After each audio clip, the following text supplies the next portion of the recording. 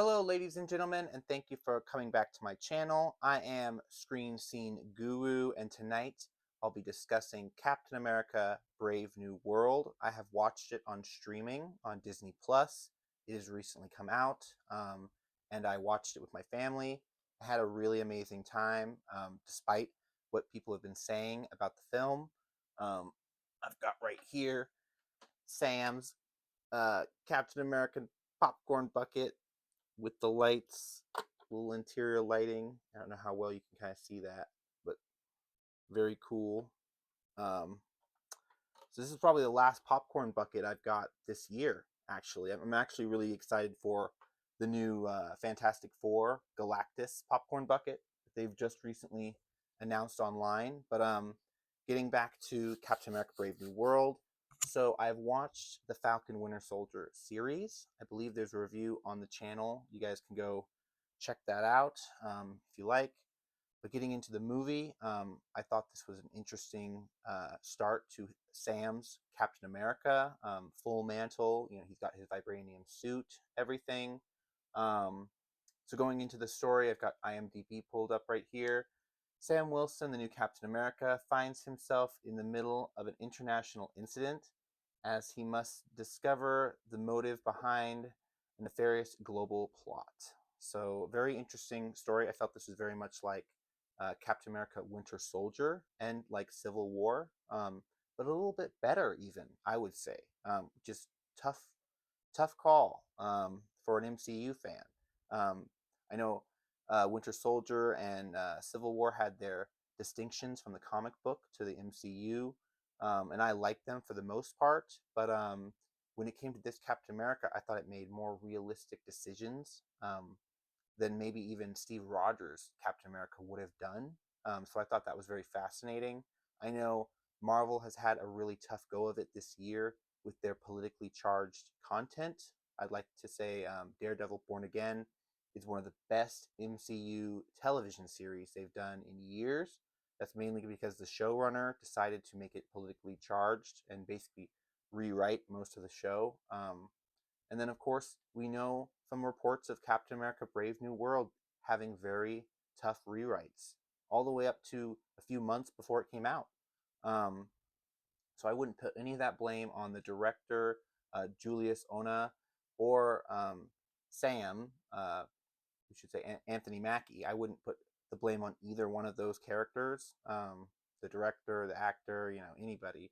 The fact that they tried to release this Captain America movie in February, typically, a Black Panther release schedule, maybe might have been one of the things that also hurt the film a bit. I'm a big supporter of, Sam as Captain America, but it's interesting to see that the public turnout for it. It made money. It just didn't make that much money. I mean, they liken it to Eternals and a few other hits that didn't quite hit as big as they thought they would, kind of like Ant-Man 3. So very fascinating stuff there. Um, Going into the story, we see, of course, Sam grappling with international threat. There is a attempted assassination on the new Thunderbolt Ross, President Ross, played by Harrison Ford, which I thought was fantastic to get him in the MCU finally. Some real high, credible actors. Even though a lot of people give him gripe about being in this role, he was recasted after William Hurt passed tragically, and a lot of people were upset that they didn't do this method with Chadwick Boseman, replace him with another actor. I think it was a totally different situation you were facing when Chadwick Boseman died compared to William Hurt.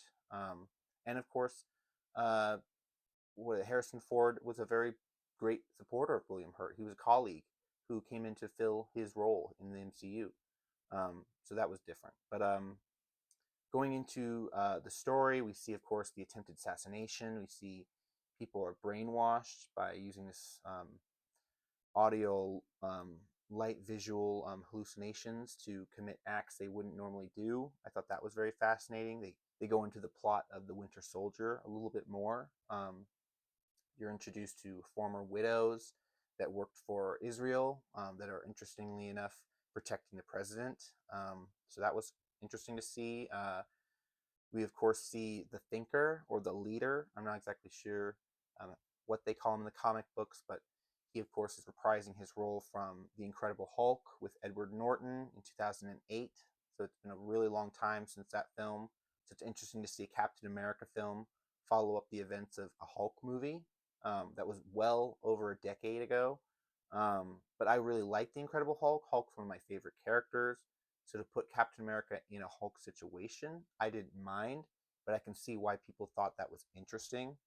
Um, so moving on, we've got the situations, of course, diving on into why the president was attempted assassinated. We see Tim Blake Nelson's the leader or the thinker returns. He reprises his role after being exposed to gamma blood from Banner. We see he's been secretly developing weaponry and technology for Thunderbolt Ross, and he's allowed him to rise within the highest ranks of government office, get him all the way to the White House. And Thunderbolt Ross promised the leader or the thinker he would pardon him after he helped him, but he didn't. And then the leader enacted his plan, which was basically to expose him, make him a fraud, because there was this treatment he was taking, meds for his heart, which was in the comic books. I like they put that in there. Very subtle nod to comic book lore. Thunderbolt Ross was dying due to a heart condition, and he made scientists concoct a drug made up of the same materials Banner used to infect himself, and he ended up becoming Red Hulk, which they changed the continuity of it in the movie to where it was a plot from the leader. But I still liked it. I love the final act. What we saw from Harrison Ford performance was great, given that he didn't have to do a whole lot besides stand in for CGI. But I liked Harrison Ford's Red Hulk almost better than Mark Ruffalo's Hulk. The CGI just looked really good. And I heard a rumor that they were going to give Red Hulk a gun in the movie because in the comic books he iconically has a very large gun that he shoots, I guess, radioactive bullets from. So his powers are a bit different. He burns hot, flaming radiation comes out of him.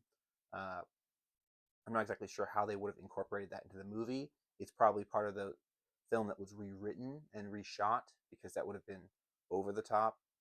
As well as the Serpent Society, I heard was heavily downgraded. There was going to be a whole team, including not just John Carlo Esposito, as the leader um, of the Serpent Society, but we were going to see Seth frickin' Rollins and other people from Raw, but they ended up cutting their script. So that was fascinating to see. I guess Kevin Feige didn't think they were good enough to be in Captain America Brave New World, but they kept interesting things like Tiamat Island, which was only ever mentioned in Eternals, which makes me think they want to keep it for the future MCU events. I'm hoping to see some of the Eternals again, but I don't know where they'll turn up. Going into the ending close of the film, I thought it was fascinating that Thunderbolt Ross just decided to step down as president. They locked him up in the raft. I thought that was totally different from the original ending we might have gotten. We might have gotten a very different ending, but they decided to water it down for Marvel. We got to see Betty return. He's been talking about Betty the whole film, so it was really nice to see Liv Tyler reprise her role. We're not sure if we're going to get her in the MCU as much now these days. I mean, there was a rumor that she was supposed to show up in She-Hulk, which never happened. So it'd be very interesting to see if they go forward with these characters. Maybe tie them back into Bruce's character for Spider-Man 4 or something else. It'd be very interesting because we've heard rumor about Spider-Man 4, Brand New Day. The plot so far is Spider-Man and Punisher teaming up against street-level villains, and then the Hulk. So that's still don't know if that's true or not. But I really enjoyed Captain America: Brave New World. I thought Anthony Mackie did a really good job. I thought Joaquin Torres as Falcon was really good. Everybody involved. I really liked how this story kind of showed off that Sam had to rise to the occasion to be Captain America, and he was, questioning himself: is he good enough without the serum? And I think this movie kind of proved that he was. Even though he has a very similar suit to Iron Man, it doesn't really take a super soldier to be Captain America. It just takes someone with a good heart and that knows how to make the right decisions. So That'll do it for my video. Be sure to like the page. You guys can comment down below what your thoughts are. Share the page if you like. You can follow me on Instagram, Threads, and TikTok at Scene Screen Guru for future content. Until next time, guys, I want to say thank you very much and come back next time. Bye bye.